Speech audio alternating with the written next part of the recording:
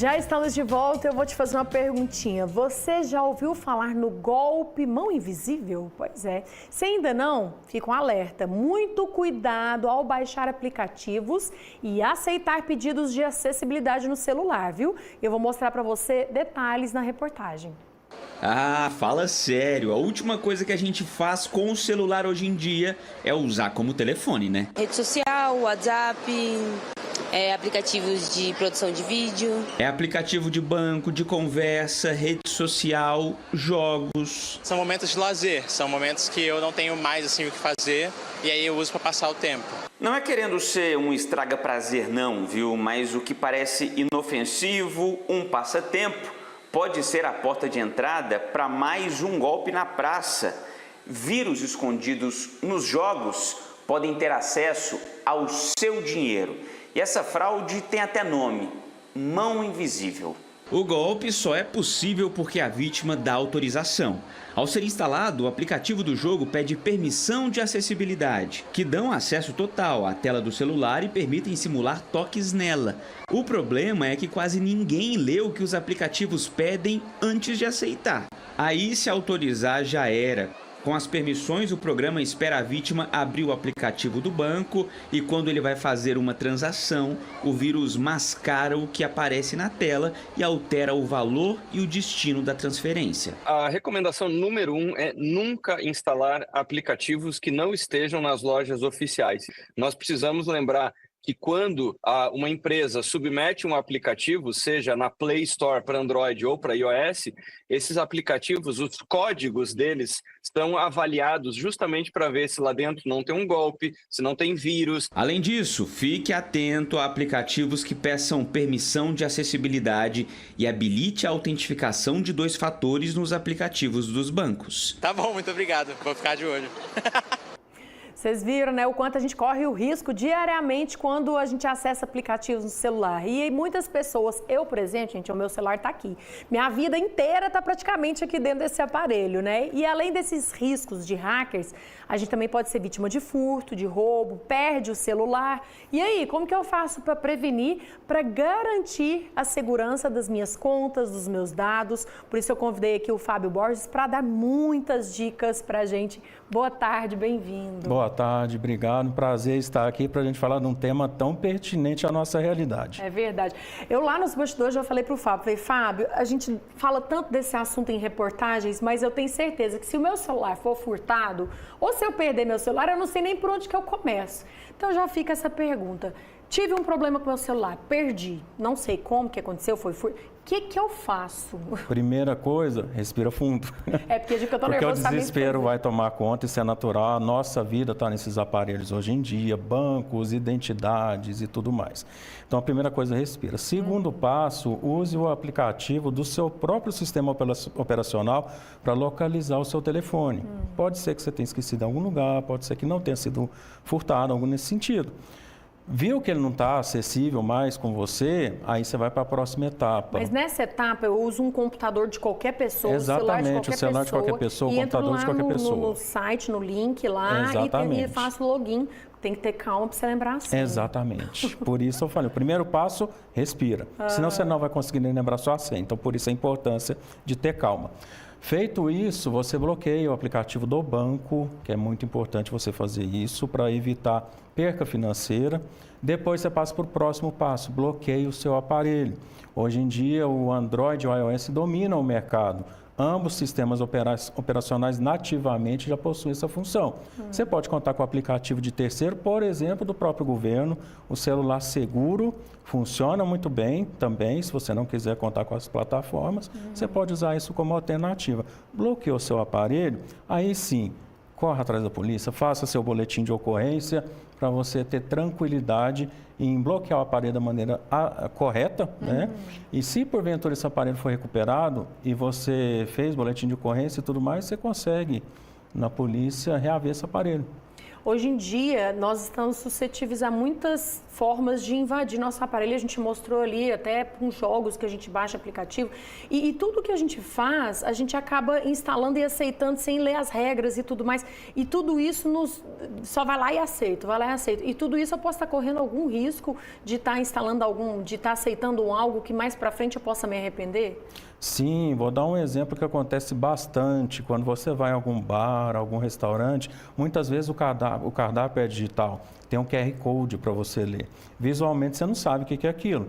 Você vai ir pela lógica de que é um cardápio do restaurante, mas você não sabe se um fraudador, alguma pessoa maliciosa trocou aquele QR Code que vai te direcionar para um outro local para instalar algo como se fosse o cardápio para enganar você e ter acesso ao seu telefone.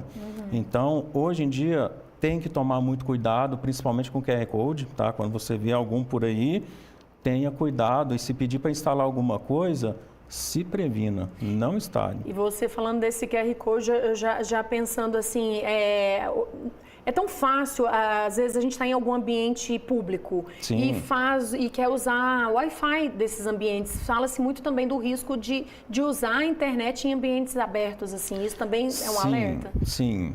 O Wi-Fi grátis é bem tentador, mas hoje todas as operadoras funcionam bem praticamente em todos os locais.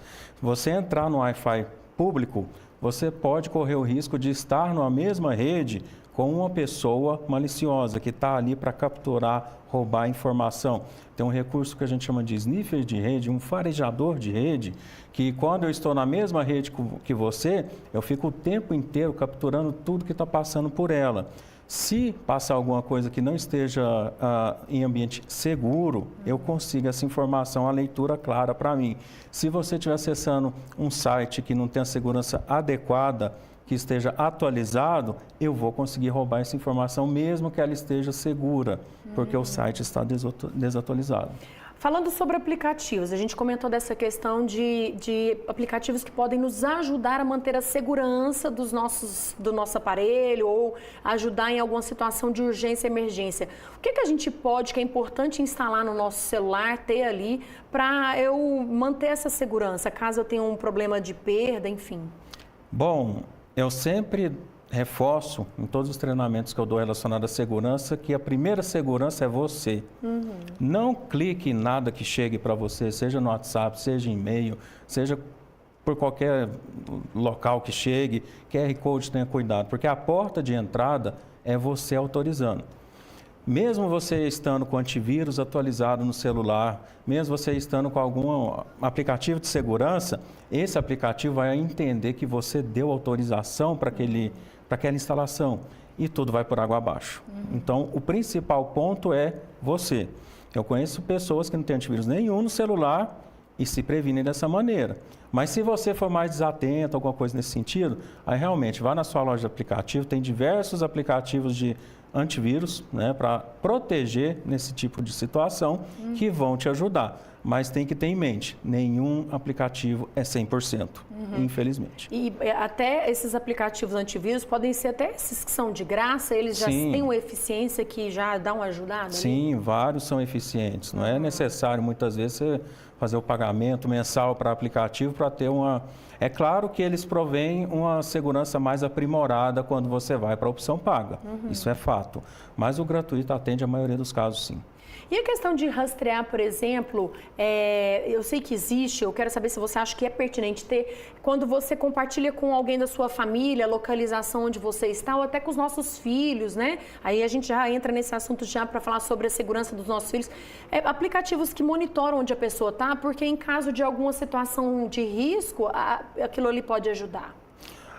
É bom, eu recomendo bastante que a família faça isso. Tanto no iPhone como no Android você tem soluções. A do Google tem um ponto a mais de vantagem, porque você tem um aplicativo, você não precisa de acessar nenhum site, onde você vai ter a localização do seu filho, por exemplo, online. Você consegue determinar o tempo que ele passa no telefone, consegue determinar a classificação do vídeo que ele está assistindo. Até 12 anos, até 14, até 18, você consegue limitar dessa maneira. E no iOS, para o iPhone, nós temos algo similar, mas não tão avançado quanto o do Android, mas funciona muito bem.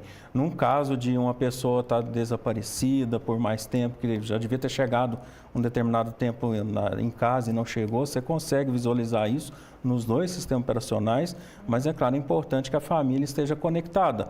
Então procurem, é fácil hoje em dia, qualquer buscador você consegue ver um passo a passo para incluir essas pessoas da família como membro e todos conseguirem saber como estão, né? Certo. Agora uma dúvida, quando eu compro o meu celular, troco de celular, vem aquele tanto de papel, aquele tanto de coisa, tem o PIN, tem o dado lá, o que é importante eu ter aquilo salvo, guardado, às vezes até na minha carteira o número ali, que quando eu tiver alguma situação de urgência eu vou precisar daquele número, daquela senha, daquele código?